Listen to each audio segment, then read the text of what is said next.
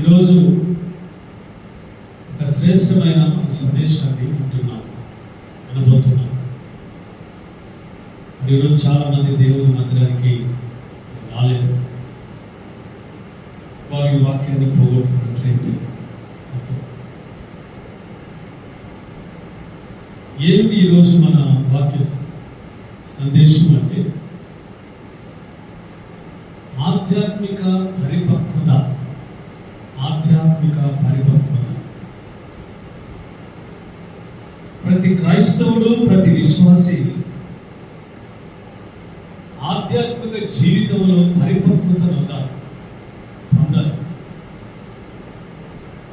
ఎక్కడ వేసిన గొంగడి అక్కడే అన్నట్లుగా మన ఆత్మీయ జీవితం ఉండకూడదు.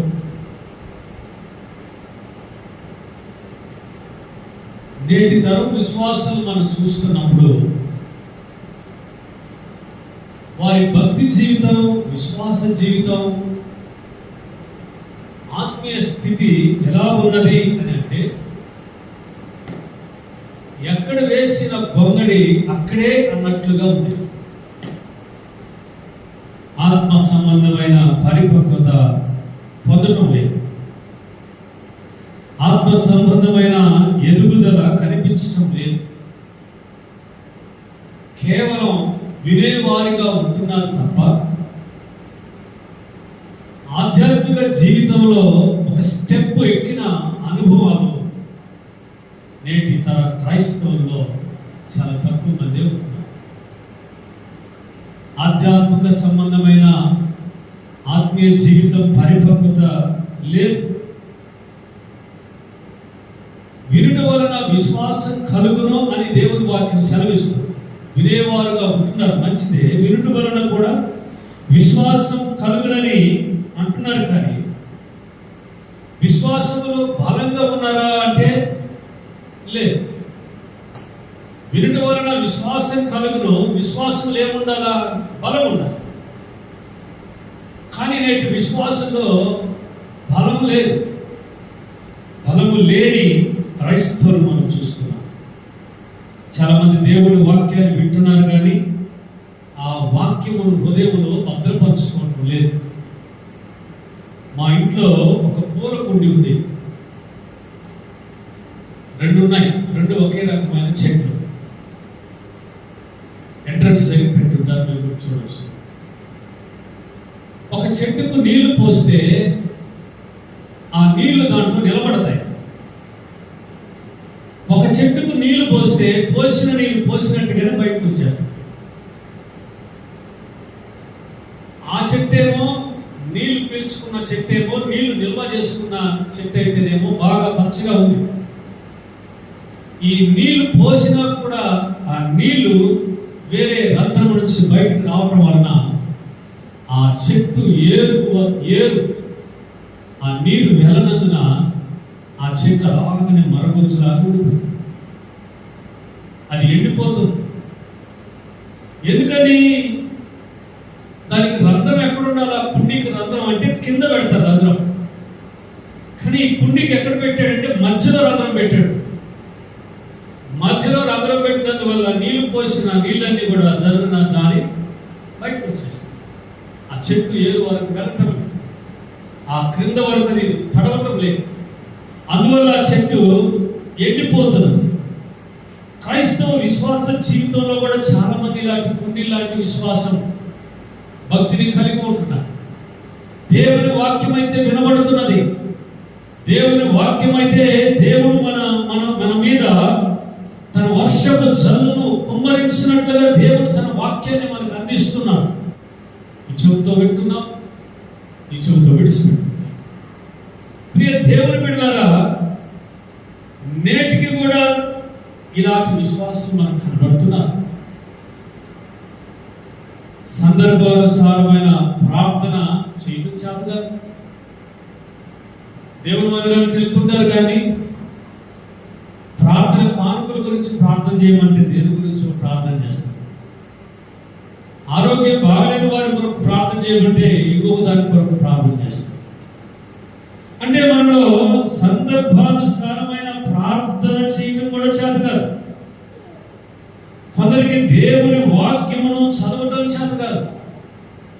కొందరికి ఆత్మీయ విషయాలలో చురుకుగా ఉండరు. ఇంకా కూడా వయసు పెరిగిన ఏళ్ళు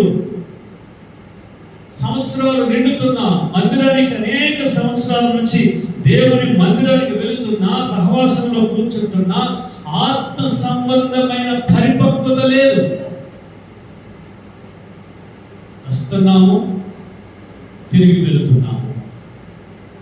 ఆత్మ సంబంధమైన పరిపక్వత, నీలో ఒక డెవలప్మెంట్ కనబడటం లేదు. ఆత్మ సంబంధమైన డెవలప్మెంట్. ఒక రోగి హాస్పిటల్కి వెళ్తే డాక్టర్లు వాడికి ట్రీట్మెంట్ చేస్తారు. ఎప్పుడు చేస్తారంటే ఆ బాడీ రియాక్ట్ అవుతుంటే చేస్తారు. వాడు కదలికలు ఉంటే ట్రీట్మెంట్ ఇస్తారు. వాడు కొంచెం కొంచెం కోలుకుంటున్నాడంటే వైద్యం చేస్తారు. అసలు నువ్వు కోరుకోకుండా అలానే మనసులో పనుకొనే ఉంటానంటే ఆ డాక్టర్ వైద్యం చేయడు, ఇది తీసుకెళ్ళండి అంటే. నీలో డెవలప్మెంట్ కనబడటం లేదు, నీలో రియాక్షన్ లేదు. నాడు క్రైస్తవ జీవితంలో రియాక్షన్ లేని క్రైస్తవుడు, డెవలప్మెంట్ లేని క్రైస్తవుడు కనబడుతున్నారు. వాక్యం వింటున్నారు, మహాసభలకు వెళ్తున్నారు, టీవీలలో అనేక గొప్ప దైవజనులు చెప్పే దేవుని మాటలు వింటున్నారు, అనుదినము దేవుని వాక్యం చదువుతున్నారు. కానీ డెవలప్మెంట్ లేదు, విశ్వాసంలో పరిపక్వత లేదు, ఆధ్యాత్మిక జీవితంలో పరిపక్వత లేదు. మరి ఎంత పాస్టర్ గారు వాక్యం చెప్పినా వచ్చామా, విన్నామా, ఇంటికి పోయామా, ఒక కేజీ చికెన్ తెచ్చుకున్నామా, వండుకున్నామా, తిన్నామా, యథావిధిగా అంటారు. మరి ఇంత కాలం నుండి నువ్వు దేవుని మందిరానికి వస్తే నీకు ఏ విధమైన డెవలప్మెంట్ ఉండాలి? నీలో పరిపక్వత కనబడాలి కదా. నీ జీవిత ఆత్మీయ జీవితంలో ఒక ప్రత్యేకత కనబడాలి కదా. ఏది? ఎప్పుడు వినేవారిగానే ఉంటున్నాం, ఎప్పుడు వినేవారిగానే ఉంటుంది. నేను చాలాసార్లు కొన్ని మందిరానికి వెళ్ళాను. సమయమేమో 100, 200, 300 మంది ఉన్నారు. అంతమందిలో వాక్యం చెప్పాలంటే భయపడ్డ మొదట. ఆ తర్వాత నేను భయపడ్డది కారణం ఏంటి? ఆడ ఉండేది గట్టిగా 10 మందే, వాక్యం తెలిసిన ఉండేది 10 మందే, మిగిలినంతా తాను బొట్టు చెత్త. వాళ్ళకి ఏం చెప్పినా తలుపుతుంది, అన్నిటికీ ఓ అంట. కానీ వాక్యము వారి హృదయములకు వెళ్ళదు, వాక్యాన్ని అర్థం చేసుకునే జ్ఞానం లేదు. ఈరోజు క్రైస్తవ సంఘాలలో విశ్వాసులు ఈ స్థితిలోనే ఉన్నారు. మనం అనుకుంటాం 100 మంది ఉన్నారు ఆ చర్చిలో, 200 మంది ఉన్నారు ఆ చర్చిలో, 500 మంది ఉన్నారు చర్చిలో అంటే మనుషులు ఉన్నారు, కానీ ఆత్మీయులు లేరు. ఆత్మ సంబంధంగా పరిపక్వత నొందిన వారు చాలా తక్కువ. ప్రభు అంటున్నాడు, దేవుని రాకడ సమీపిస్తున్నది, నీవు ఆత్మ సంబంధమైన పరిపక్వత కలిగి ఉండాలి. గవర్నమెంట్ ఉద్యోగస్తుల్లో రొటీన్ లైఫ్ ఉంటుంది కదా. ఉదయాన్నే లేయటం, స్నానం చేయటం, ఇంట్లో పిల్లలకి భోజనం సిద్ధపరచడం, క్యారేజ్ కట్టుకోవటం, బడికి 8 గంటలకల్లా వెళ్ళటం, మళ్ళీ సాయంత్రం 5 ఇంట్లోకి రావటం. ఇది రెగ్యులర్గా జరిగే పని, రొటీన్ లైఫ్. ఉదయాన్నే 5 గంటలకు అలారం పెట్టుకుని లేస్తారు, పని ఉన్నా లేకపోయినా. రిటైర్మెంట్ అయిన తర్వాత కూడా అదే రొటీన్ లైఫ్ ఉంటుంది ఇంట్లో. ఎందుకంటే దానికి అలవాటు పడ్డారు, చక్రానికి అలవాటు.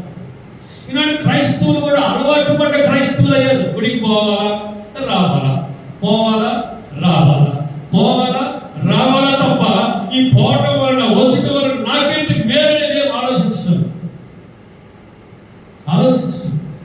ఎందుకు వెళ్తున్నాం, ఎందుకు వస్తున్నాం? Routine life. నా ప్రియ దేవుని బిడ్డలారా, క్రైస్తవ జీవితం ఆధ్యాత్మికంగా ఎదుగుదల లేకపోవడానికి కారణాలు ఏంటో తెలుసు. చాలా కారణాలు ఉన్నాయి. విశ్వాస జీవితంలో మనం అంచెలంచెలుగా ఎదగాలి, అంచెలంచెలుగా ఆధ్యాత్మిక బలం పొందుకోవాలి, అంచెలంచెలుగా ఆత్మీయ జీవితంలో పరిపక్వత రావాలి, సంపూర్ణత రావాలి. ఎల్కేజీలోనే ఉండకూడదు. మరగుజ్జు మనుషులు చూసారా? మరగుజ్జు మనుషులు చూసారా? మీకు పొట్టిగా ఉంటారు, అన్నీ అక్కడే ఉంటాయి, చేతులు కాళ్ళు తల అంతా ఇదంతా. వాడిని ఎప్పుడైనా చూడు అలానే ఉంటాడు. వాడిలో కొన్ని వయసు పెరిగే కొన్ని ఫీచర్స్ మారుతాయి, మొహం అంతే, అదే మొహం అదే. చాలా మంది క్రైస్తవ జీవితంలో ఈ మరగుజ్జు జీవితం, ఎదుగు పొదుగులేని జీవితం, ఏ మాత్రం ఎదుగు పొదుగుండదు. అలా మొదట వచ్చినప్పుడు గుడికి ఎలా ఉంటుందో ఒక 10 ఏళ్ల తర్వాత మనిషి కదిలించిన అలానే ఉంటుంది. ఏ విధమైన వాక్యం నేర్చుకోదు, ప్రార్థన నేర్చుకోదు, భక్తి నేర్చుకోదు, విశ్వాసం నేర్చుకోదు, ఆత్మ సంబంధమైన పరిపక్వతలోనికి రాదు. అప్పుడు నాటిన చెట్టు ఎలా ఉంటుందో ఇప్పుడు చూసి పెరిగి చూసిన అలానే ఉంటుంది. ఆ చెట్టు ఎదుగుదల లేని క్రైస్తవం. దేవుడు ఎంత బాధపడతాడో తెలుసా? దేవుడు మన విషయంలో ఎంతగా దుఃఖపడతాడో తెలుసా? ప్రియమైన దేవుడు బిడ్డరా, మన ఆత్మీయ జీవితం ఎలా ఉందో ఒకసారి కళ్ళు మూసుకొని మనం ఒకసారి పరిశీలించాం. మనందరూ ఇక్కడ ఉన్న వాళ్ళు ఒకసారి కళ్ళు మూసుకునండి. ఒకసారి కళ్ళు మూసుకొని, నేను రక్షించబడింది ఎప్పుడు? నేను రక్షించబడి ఎన్ని సంవత్సరాలు అయింది? ఎన్ని సంవత్సరాల నుంచి నేను దేవుని మందిరానికి వెళ్తున్నాను? ఎన్నిసార్లు దేవుని సేవకుడు ద్వారా నేను వాక్యం విన్నాను? నా ఆత్మీయ జీవితం ఎత్తు ఎంత? నేను నా ఆత్మీయ పరిపక్వత జీవితం ఇప్పటి వరకు ఎంత? మనం పరీక్షించు. ఇలాగే నేను ఎదుర్కొన్నాను ప్రభువా అని దేవుడు అడగడు. ఎంతకాలమైంది నువ్వు రక్షించబడి? ఎన్నో ఏళ్ళైంది కదా, ఎన్నో సంవత్సరాలైన నీ జీవితంలో ఆత్మ సంబంధమైన పరిపక్వత ఉన్నదా? కళ్ళు ఆత్మీయ జీవితం ఇప్పుడు మీకు తెలుసు. ఇప్పుడు మన ఆత్మీయ జీవితం ఏ స్థాయిలో ఉన్నదో, ఏ స్థితిలో ఉన్నదో, ఏ స్టేజ్లో ఉన్నదో మనకు మనమే పరిశీలించుకున్నాం. అందుకనే అపోస్తలుడైన పౌలు కొరింథీ సంఘానికి ఉత్తరం రాస్తూ, మొదటి కొరింథీ రాసిన పత్రిక 3వ అధ్యాయం 1, 2, 3 వచ్చిన బైబిల్ అందరూ తీసిన తర్వాత ఒక్కసారి మొదటి కొరింథీకి రాసిన పత్రిక 3వ అధ్యాయం 1, 2, 3 వచ్చిన.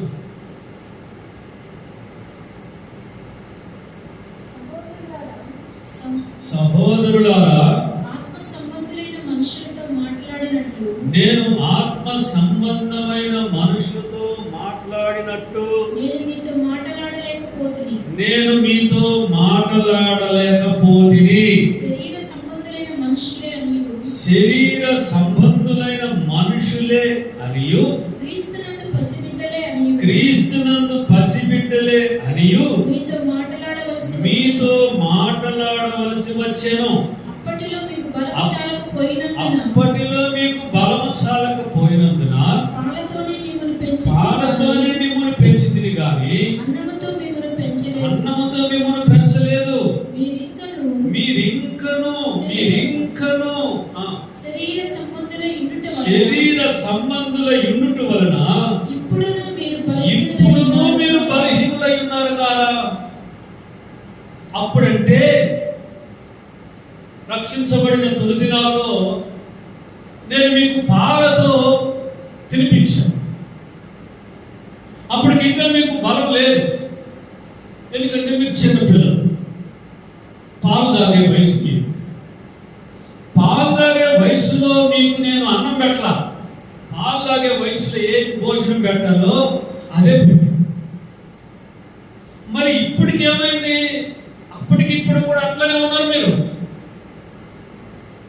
అప్పుడు పాలు తాగుతూ ఉన్నారు, ఇప్పుడు పాలు తాగే వయసులోనే ఉంటున్నారు. మనుషులు పెరిగారు, శరీరాలు పెరిగాయి, అవయవాలు పెరిగాయి, బుద్ధి పెరిగింది, అన్ని పెరిగింది. కానీ ఇదిగో ఈ ఆధ్యాత్మిక జీవితంలో మీరు ఇంకా పసిపిల్లల ఎందుకని? మీరు ఇంకా శరీరానుసారంగా ఉంటున్నారు. శరీరానుసారంగా ఉన్నంత కాలం ఆధ్యాత్మికమైన ఫలాన్ని పొందుకోలేదు. శరీరానుసారమైనటువంటి జీవితంతో ఆత్మానుసారమైన జీవితం కూడా కలిగి ఉండాలనుకుంటే అసాధ్యం.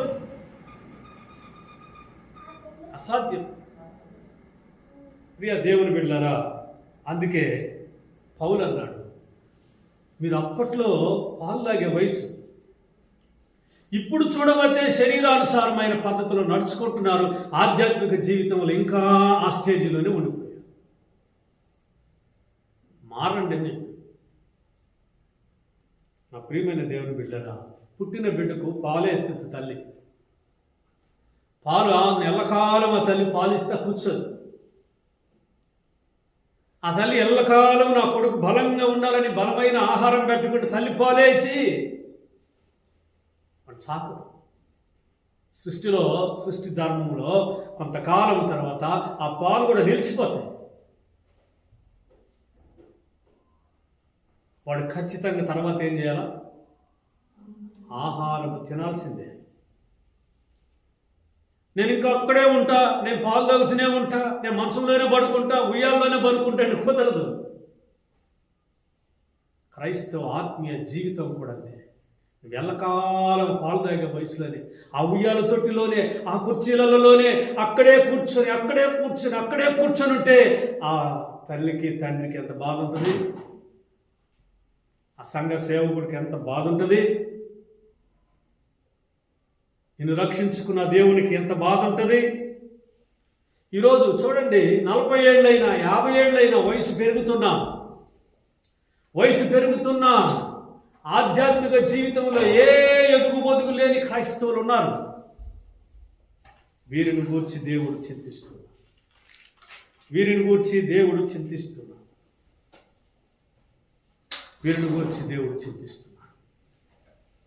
ఆత్మీయ స్థితిలో బలహీనం, ఆత్మీయ స్థితిలో ఎదుగుదల లేదు. శరీరానికి పౌష్టికమైన ఆహారం తీసుకుంటున్నారు, కానీ ఆధ్యాత్మిక సంబంధమైనటువంటి విషయాలకు వచ్చేసరికి గ్లాస్ పాలు మాత్రమే తాగుతున్నారు. కరెక్ట్ అంటారా? ఆత్మీయంగా మనం ఇలానే ఉండాలా? ఆత్మీయ జీవితంలో మనం ఇలాగనే ఉండాలా? మనం స్వతహాగా దేవుని శక్తిని పొందుకోవాలి. వాక్యం వింటున్నావు కదా, నీ ఆధ్యాత్మిక స్థితిని ఎందుకు ఎదుగుదల లేకపోతున్నదో కారణమేమిటో వాటిని మనం చూసుకోవాలి. ఎదగకపోవడానికి సేవకుడు తప్పు ఉండదు. నువ్వు ఆత్మీయంగా బలహీన పడిపోవడానికి సేవకుడు యొక్క తప్పు ఉండదు. దేవుడు తన సేవకుని నిలవబెట్టుకొని దేవుడు మనకు బలమైన జీవ ఆహారాన్ని దేవుడు మనకు సమృద్ధిగా ఇస్తున్నాడు. తినాల్సిన బాధ్యత ఉంది, తిని శక్తి పొందుకోవాల్సిన బాధ్యత ఉంది మనదే. మా అన్న ఆమె తినాలని అన్నీ తెచ్చిపెడతాడు. వేలకు వేల రూపాయల డబ్బులు తీసుకొచ్చి ఇంట్లో పడేస్తాం. తింటే కదా బలం వస్తుంది. అని తింటాం. తిననప్పుడు ఎక్కడి నుంచి బలం వస్తుంది? బలము రాదు. నా ప్రియమైన దేవుని బిడ్డలారా, శక్తిని పొందుకోవాలి. మనం ఉదయాన్నే లేస్తే ఏం చేస్తాం? బ్రష్ చేసి ఒక గ్లాసు పాలు తాగుతాం.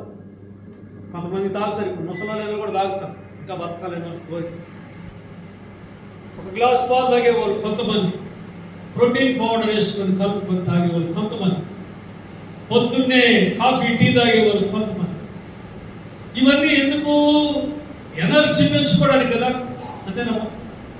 ఎనర్జీ పెంచుకోవడానికి మనం ఏం చేస్తామంటే, మరి ఉదయాన్నే ప్రోటీన్ పౌడర్ తాగేవాళ్ళు, పాలు తాగేవాళ్ళు, తర్వాత డ్రై ఫ్రూట్స్ తినేవాళ్ళు, లేకపోతే కాయగూరలు వెజిటేబుల్ జ్యూస్ తాగేవాళ్ళు, ఇవన్నీ హెల్త్ కొరకు, ఆరోగ్యం కొరకు. ఆత్మీయ జీవితం ఆరోగ్యంగా ఉండడానికి, ఆత్మీయ జీవితం బలపడడానికి, ఆత్మీయ జీవితంలో బలమైనటువంటి వారిగా ఉండాలంటే మనం ఏం చేయాలి? ఆత్మీయంగా ఎదగాలంటే కొన్ని ముఖ్యమైనవి ఉన్నాయి. వాటిని మనం చేయాలి. మొదటిది ఏంటంటే ఆత్మ జీవితంలో బలంగా ఉండాలనుకుంటే దేవుని వాక్యాన్ని శ్రద్ధగా వినాలి, చదవాలి, ధ్యానించాలి. దేవుని వాక్యాన్ని శ్రద్ధగా వినాలి. ఆ తర్వాత దేవుని వాక్యమును ధ్యానించాలి. ఆ తర్వాత దేవుని వాక్యమును అనుదినము నీవు చదివే అలవాటు చేసుకోవాలి. దేవుని వాక్యాన్ని ఏమని అన్నారంటే జీవ ఆహారము అని. దేవుని వాక్యము ఆత్మీయుని జీవింపజేస్తుంది. ఆత్మీయునికి ఆత్మ సంబంధమైన వ్యక్తిగా బ్రతకాలంటే, బలం పొందుకోవాలంటే ఈ జీవ ఆహారమైనటువంటి వాక్యమును నీవు అనుదినము చదవాలి. దేవుని వాక్యాల గురించి ఏమన్నా తెలుసా? పాలతో పోల్చిన. మొదటి పేతురు రాసిన పత్రిక 2:3 మనం చూస్తే వాక్యాన్ని పాలతో పోల్చినారు, నీటితో పోల్చినారు, దీపముతో పోల్చినారు, ఖడ్గముతో పోల్చినారు, రొట్టెతో పోల్చినారు, తేనెతో పోల్చినారు, వీటన్నిటినీ అగ్నితో పోల్చినారు. దేవుని వాక్యము జీవ ఆహారమై, అది పాలుగా ఉన్నది, నీళ్లుగా ఉన్నది, దీపముగా ఉన్నది, ఖడ్గముగా ఉన్నది, రొట్టెగా ఉన్నది. ఈ వాక్యాన్ని నువ్వు ఎంతగా తీసుకుంటావో అంతగా ఆత్మ బలాన్ని పొందుకుంటావు. ఈరోజు వాక్యం వినటం లేదు. మా దేవుని వాక్యం వినే టయానికి ఫోన్ వస్తుంది, ఫోన్లో వాట్సాప్లో కాల్స్ వస్తాయి, పక్కలతో మాట్లాడుతుంటాము, ఏదో ధ్యాసలోకి వెళ్ళిపోతుంటాము, మైండ్ అంతా ఎక్కడెక్కడో తిరుగుతుంటది. దేవుని వాక్యాన్ని నువ్వు శ్రద్ధగా వినకపోతే ఆధ్యాత్మికంగా మనము బలపడలేము. అయ్యా నేను ముసందాన్ని అయినా, నా కళ్ళు కనపడటంలే, నాకు చదువు రాదు, నేనంటే వాక్యం రోజు చదవాలంటే ఈ వాక్యం చదవకపోతే ప్రార్థన చేయి. రెండవది ప్రార్థన. నువ్వు ఆధ్యాత్మికంగా బలం పొందుకోవాలంటే ప్రార్థన అవసరం. వాక్యం వినటం అవసరం, వాక్యమును ధ్యానించటం అవసరం. యాకోబు పత్రిక 1:22-24 వచ్చిన చదవండి. యాకోబు పత్రిక 1:22-23-24 వచ్చిన.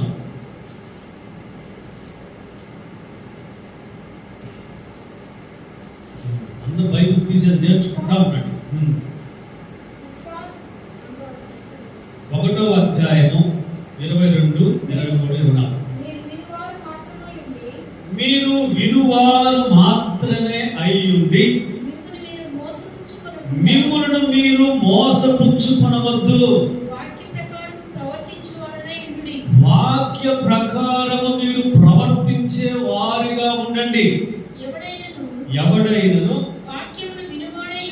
వాక్యమును వినువాడై ఉండి దాని ప్రకారము ప్రవర్తింపకపోతే ఒకడు అద్దములో తన సహజ ముఖమును చూసుకొని మనుషుని పోలి ఉన్నాడు. వాడు అద్దంలో ముఖం చూసుకొని పక్కకు వచ్చిన మళ్ళా మన ముఖం గుర్తుండదు. ఆ అద్దంలో చూసినప్పుడే మన ముఖం కరెక్ట్ గుర్తుండదు. ఆ అద్దంలో పక్కకు వచ్చిన తర్వాత మన ముఖం ఒకసారి ఇమేజ్ అంటే అనుకున్నా కూడా ఎక్కడ నా ముఖం అనుకున్నా కూడా గుర్తున్నాను. మనం వినువారు మాత్రమై ఉండి వాక్య ప్రకారం ప్రవర్తించకపోతే ఆధ్యాత్మిక జీవితంలో నీవు బలమును అందుకోలేవు, బలపడలేవు. ఎక్కడేసిన గొంగడి అక్కడే. నీలో ఎదుగు బొదుగుండదు, ఆత్మ సంబంధమైన పరిపక్వతలోనికి రాలేవు, నీలో ఫలాలు కనబడవు. ఫలించని అంజూరపు చెట్టులాగా ఆకురేసుకొని పచ్చగా ఉంటావు తప్ప వెతికిన ఫలం దొరకదు. పరిపక్వత వచ్చిన తర్వాత కోస్తారు చెట్టు మీద. ముందుగా పోయి వెనక పోయి, ముందుగా పోస్తే తినలేం, పరిపక్వత అయిన తర్వాత పోస్తే తినలేం. అది పరిపక్వతలోనికి ఇంకా తినొచ్చి పండు అన్నప్పుడు పోస్తారు చెట్టు మీద పెట్టి. మన జీవితాలు కూడా ఆత్మ సంబంధమైన విషయాల్లో అటు ఇటు కాకుండా ఉండకుండా పరిపక్వతలోనికి రావు, మాధుర్యం ఉండాలి. ఫలించే అనుభవం ఉండాలి, ఫలాలు కనపడాలి. కాబట్టి వినువారు మాత్రమై ఉండి వాక్యం ప్రకారం ప్రవర్తించకపోతే మనం ఎన్నటికీ ఆధ్యాత్మిక జీవితంలో బలం అందుకోలేదు, ఎదగలేదు. ఒక పిల్లోడు ఉన్నాడు ఇక్కడ, వాడు చిన్నప్పుడు చూస్తున్నా నేను ఇక్కడికి వచ్చిన తర్వాత. వాడు ఇప్పుడు చాలా ఎత్తు అయిపోయాడు, పడుకున్నాడు. వాడు ఉన్నాడు కదా, పేరు పిల్లోడు. వాడు సంవత్సరానికి పెరిగిపోతున్నాడు. ఇప్పుడు నాకు మన వాడు నా దగ్గర నిలబడి నా చెయ్యి ఎత్తినాను, ఏడా ఇంకా పెరుగుతాడు. శారీరకంగా వాడు పెరుగుతున్నాడు, కానీ వాడు బుద్ధి పెరుగుతుందో లేదో మనకు తెలియదు. విశ్వాస జీవితంలో కూడా మనం చర్చిలో మన శరీరాలు చక్కగా పెరుగుతున్నాయి.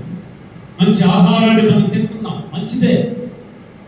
శరీరము బలంగా పుష్టిగా ఏ అనారోగ్యము లేకుండా బలమైనటువంటి వ్యక్తులుగా ఉండటం మంచిది. కానీ ఆత్మీయ జీవితం చూసేసరికి మన ప్రాణంతో కొట్టుకుంటాం. ఆత్మీయ జీవితానికి బలం తెచ్చుకుంటాం. ఆత్మీయ జీవితం బలపడాలంటే అనుదినము నీవు దేవుని వాక్యాన్ని చదవాలి, ధ్యానం చేయాలి. ఈ వాక్యము నీకు జీవాహారం, ఈ వాక్యము రొట్టె, నీకు బలము ఇచ్చేది. రెండవది ప్రార్థన చేయాలి.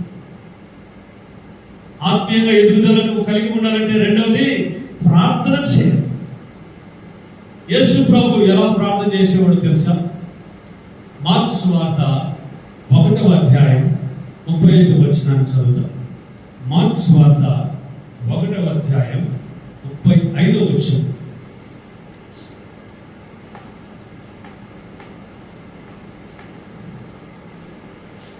మత్తయి పక్కన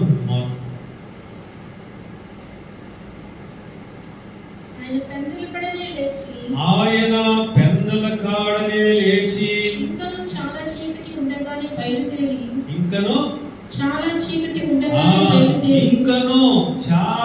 చీకటి ఉండగానే బయలుదేరి అరణ్య ప్రదేశమునకు వెళ్ళి అక్కడ ప్రార్థన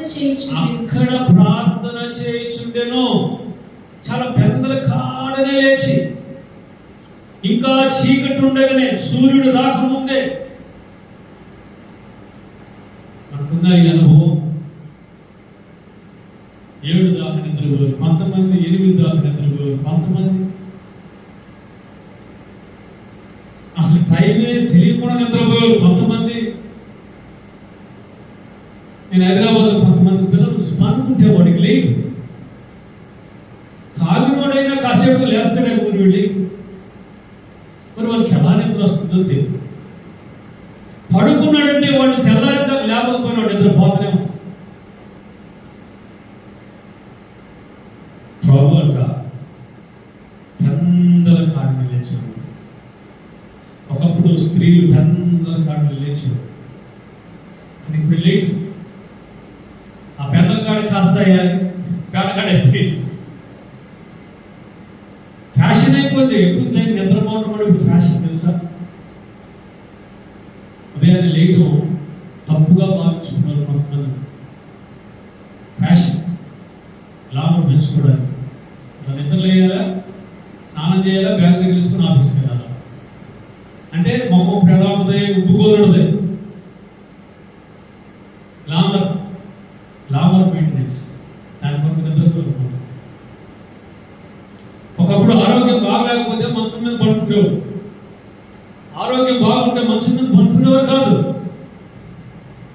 మంచాన్ని ఎప్పుడంటే తగిలేది పడుకునేటప్పుడే. మంచం మీద వాడు పడుకొని తిండేసుకునేంత ఏం లేదు. పిల్లల్లో పెద్ద పెద్ద బెడ్లు వచ్చినాయి, కుషన్ బెడ్లు వచ్చినాయి. లేత బెడ్ కిందకి వెళ్ళి పడుకు, ఫ్యాన్ వేసుకుని వేసేసుకుని పడుకు. ప్రభు జీవితంలో ఆయన పెందల కాడనే లేచి, సూర్యుడు రాకముందే, చీకటి ఉండగానే అరణ్యమునకు వెళ్ళి ఆయన ప్రార్థన చేసిన మాట.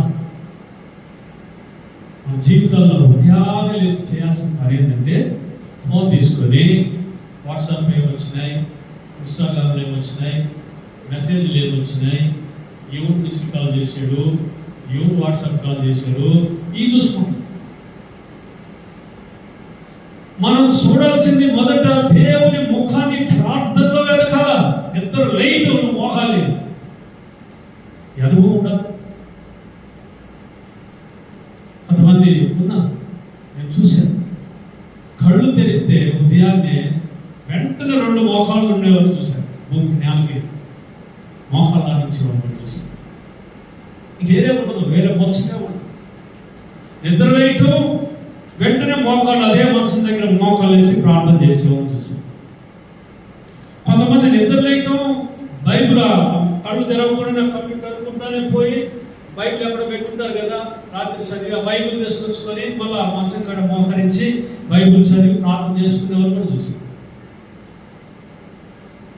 తక్కువ మంది ఉండేటటువంటి ప్రభు చెప్తున్నారు, ఈ ఆధ్యాత్మిక జీవితం ఎదుగుదల ఉండాలంటే రెండవది ఏంటంటే ప్రార్థనా జీవితం కలిగి ఉండాలి. యేసు ప్రభుకి మరి ఆయన చేసిన పరిచర్య, ప్రభు తన పరిచర్య ప్రారంభించే తొలి దినం, ప్రారంభానికి ముందు, ఆయన 12 మందిని శిష్యులను ఏర్పరచుకోవడానికి ముందు ఏం చేశాడో తెలుసా? 40 దినాలు ఉపవాసం ఉండి ప్రార్థన చేశాడు. పగలు రాత్రి 40 దినాలు ఉపవాసం ఉండి ఆయన ప్రార్థన చేసినాడు. మరి ఎన్ని దినాలు ఉండి ప్రార్థన చేస్తే శరీరం కూలి కృషించుకోవాలి కదా. మనం ఎంతసేపు ఉపవాసం? ఒక పూటలో కూడా మళ్ళీ దాంట్లో ఎన్నో టిస్టులు. రోజులో నా నీళ్ళు తాగి, రోజున్నప్పుడు బిస్కెట్ నోట్ వేసుకున్నారు, రోజున్నప్పుడు ఏదో ఒకటి తినేదో మళ్ళీ ఉపవాసం నటిస్తారు. ప్రభు 40 దినాలు పగలు రాత్రులు ఉపవాసం ఉంటే 4వ అధ్యాయం 17వ వచనం చదవండి. మత్తయి సువార్త 4:17.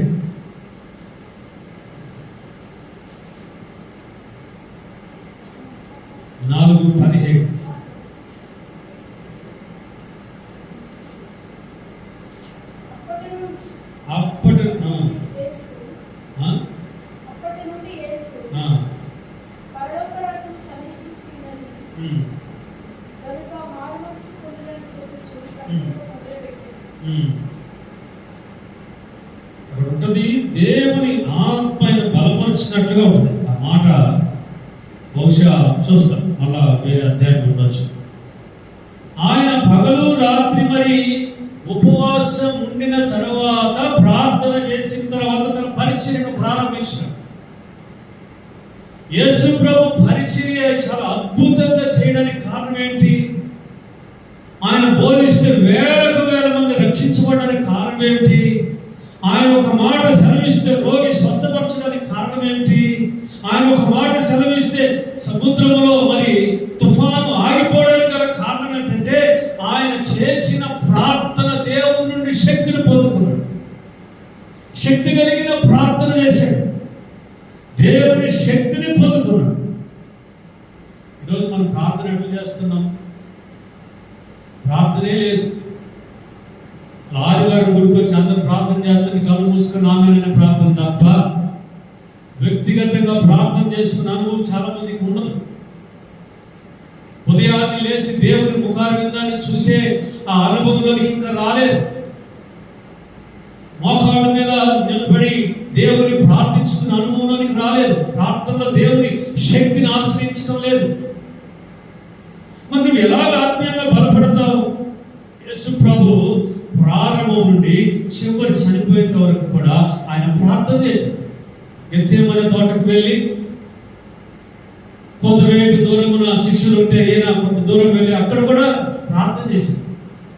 ప్రార్థన చేస్తే దేవుని దూత వచ్చి ఆయన బలపరిచినట్లుగా, ఆదరించినట్లుగా, శక్తినిచ్చినట్లుగా పరిశుద్ధ గ్రంథంలో మనం చూస్తున్నాం.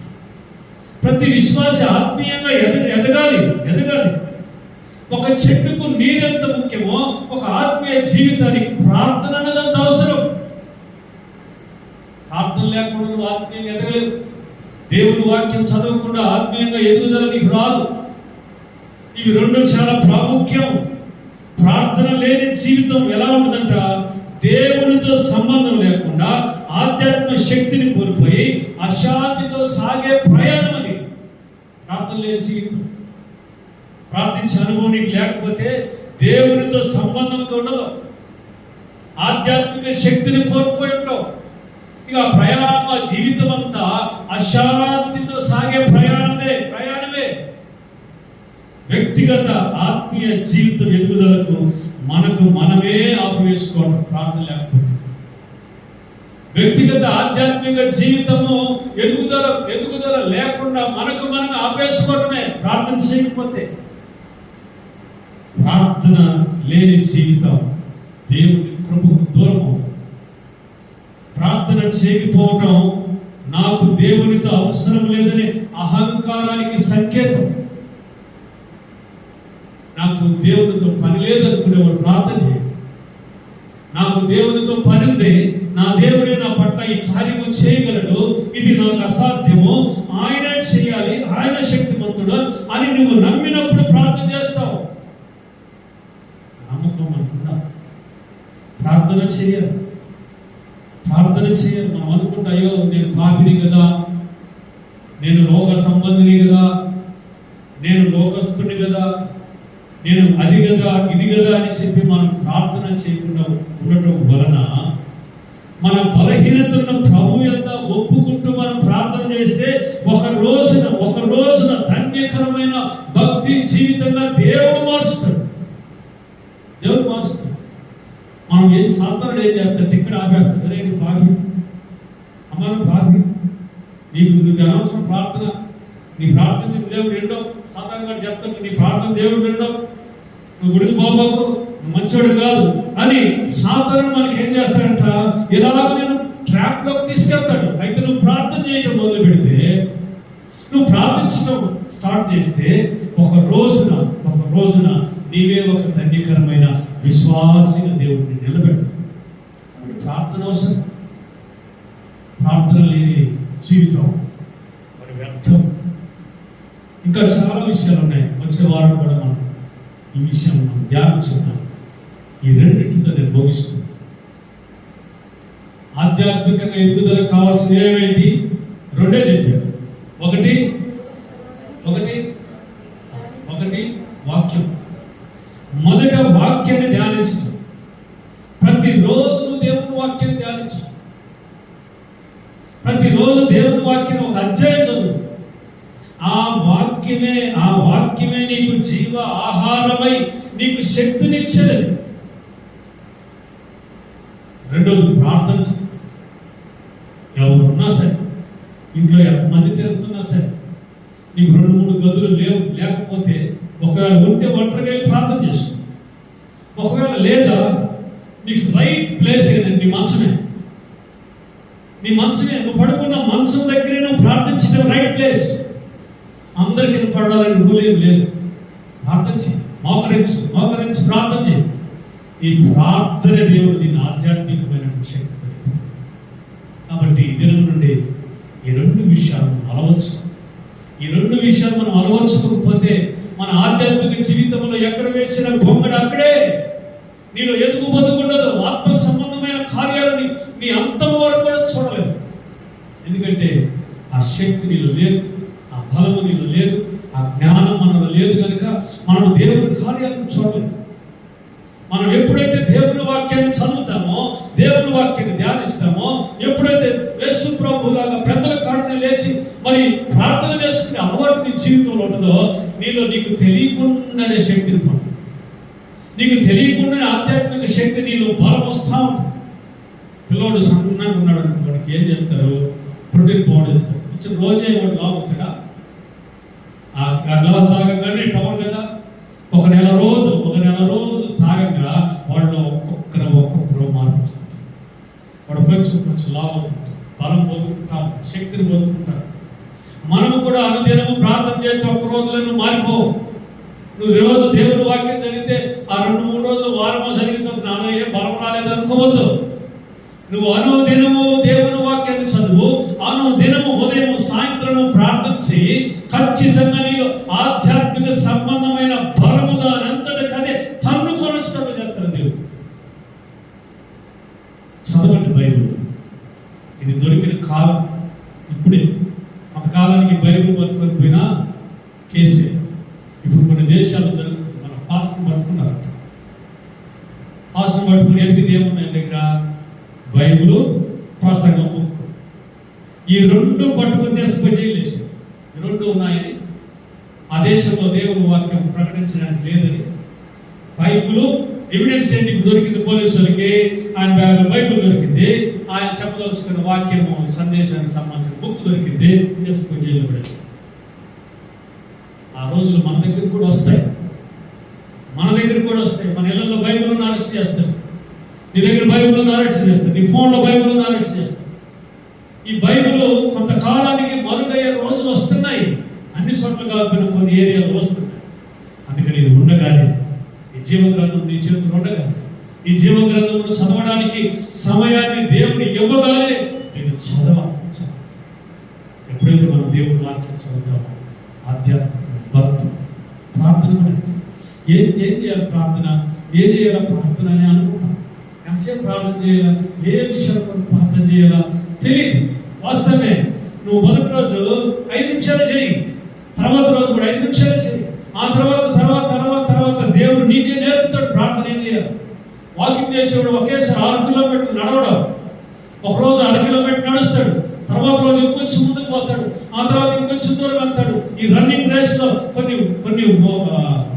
5-6 కిలోమీటర్లు పరిగెత్తాలి కదా. మరి ఒకేసారి పరిగెడితే ఏమైతే ఆయాసం చచ్చిపోతారు కదా, గుడి పట్టేస్తాడు. అందుకని ప్రాక్టీస్ చేస్తాడు, రోజు కొంచెం కొంచెం పరిగెడతాం, కొంచెం కొంచెం పరిగెత్తి వాడికి అలవాటు చేసుకుని ఆయాసం రాకుండా అయిపోతున్నాడు.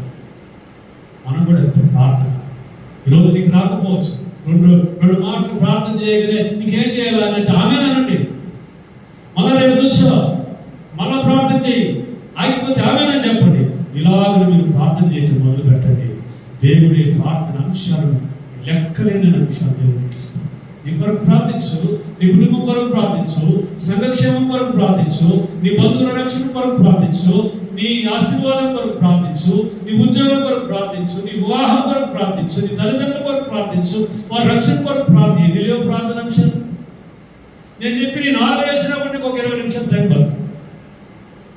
కాబట్టి ప్రార్థించండి, వాక్యం ధ్యానించండి. అప్పుడే మన ఆత్మీయంగా బలపడతాం. తప్ప గుడికి వచ్చినంత మాత్రాన, గుడికి వచ్చి పోయినంత మాత్రాన, సంఘంలో ఒక వ్యక్తిగా ఉన్నంత మాత్రాన ఎంత కాలం నీవు ఉన్నా ఆధ్యాత్మికంగా అభివృద్ధి చెందలేదు. ఆధ్యాత్మికంగా వినాలా, విన్న వాక్యం ప్రకారం ప్రవర్తించాలా, వాక్యాన్ని ధ్యానం చేయాలా, వాక్యాన్ని అనుదినం చదవాలా, అనుదినం ముమ్మారు ప్రార్థన చేయాలి. ముస్లిం తెలుసా, నమాజ్ ఎన్నిసార్లు చేస్తారు? ఒక దినానికి ఎన్నిసార్లు చేస్తారు తెలీదా? ఎన్నిసార్లు? 5 times, 5 సార్లు చేస్తారు. వాళ్ళ ఇంట్లో బంధువులు ఉన్నాయి, వారికి రోగం ఉన్నాయి, బస్సులో పోని, విమానంలో పోని, ఎట్టయినా పోని, ఈ 5 గంటలు, గంటకు 3 గంటలకు 2 గంటలకు ఉండదు టైం రోజు మొత్తం మీద. ఆ టైంలో వాడు ఎక్కడున్న దేవుని ప్రార్థన చేస్తాడు, ఎక్కడున్న ప్రార్థనలో ఏకీభవిస్తాడు. ఆ మైకులో శబ్దం రాగానే మోగాళ్ళందరూ సెట్ అయిపోతారు. వెళ్ళకాడ తెలుసా, అల్లాహు అక్బర్ అనగానే మొగోళ్ళు ఎక్కడ ఉన్న మొగోళ్ళకి ఆ మాట వినపడితే చాలు, అక్కడనే వాళ్ళు కూడా ప్రార్థన స్టార్ట్ చేస్తారు. మరి రోజుకి 5 సార్లు ప్రార్థన చేస్తే మనం ఒకసారి ప్రార్థన చేస్తాం. ప్రార్థన చేసి 4 సఫలు పెట్టిపోతుంది. ప్రార్థన చేస్తే అందరూ మౌనంగా ఉంటారు. మౌనం ప్రార్థన చేయండి సిస్టర్ అంటే ఇంకా ఆ సిస్టర్ కళ్ళు తెలుసు కనుకుంటుండే, కానీ నేను చేయలేని ఒక ఆమె ఉంటుంది వెనకాల తెలుసు. లేదు ఈ రోజు నా పేరు ప్రార్థన చేయమంటే అంటుంది. ప్రార్థన అంటే అంత భయం, దేవునితో మాట్లాడుతూ ప్రార్థన. అందుకని ప్రార్థన నేర్చుకో. మనం ఒకటే చేయ ప్రార్థన అంటే ఇంకొకటి చేస్తుంటే ప్రార్థన. ప్రార్థన ఇవ్వాలంటే కానుకల నిమిత్తం ప్రార్థన చేయాలంటే లేనిపోని విషయం, వాక్య నిమిత్తం ప్రార్థన చేయమంటే లేనిపోని విషయం ప్రార్థన అంటే నువ్వు ఇంకా ఆత్మ సంబంధమైన పరిపక్వతలోకి రాలేదని అర్థం. కనుక మనమందరం కూడా ఆత్మ సంబంధమైన పరిపక్వతలోకి రావాలి. అప్పుడే క్రైస్తవ జీవితం ఫలభరితంగా మన జీవితం. అలా లేనప్పుడు ఎంతకాలమైనా మన జీవితంలో ఎదుగు బతుకు లేని జీవితాల వలన సంఘానికి కానీ అటు నీకు కానీ ఎవరికి ఏ విధమైన ఉపయోగము ఇల్లై, ఉపయోగం ఇల్లై, ఉపయోగం లేదు. కాబట్టి మనం ఉపయోగపడే వారిగా ఉండాలి, ఆధ్యాత్మికంగా బలం అందుకున్న బిడ్డలుగా ఉండాలని ప్రభుని బట్టి మనం చేస్తూ వాక్య సందేశం ముగిస్తూ దేవుని మాటలు మన వెనుకడిలో దీవించి ఆశీర్వదించును గాక.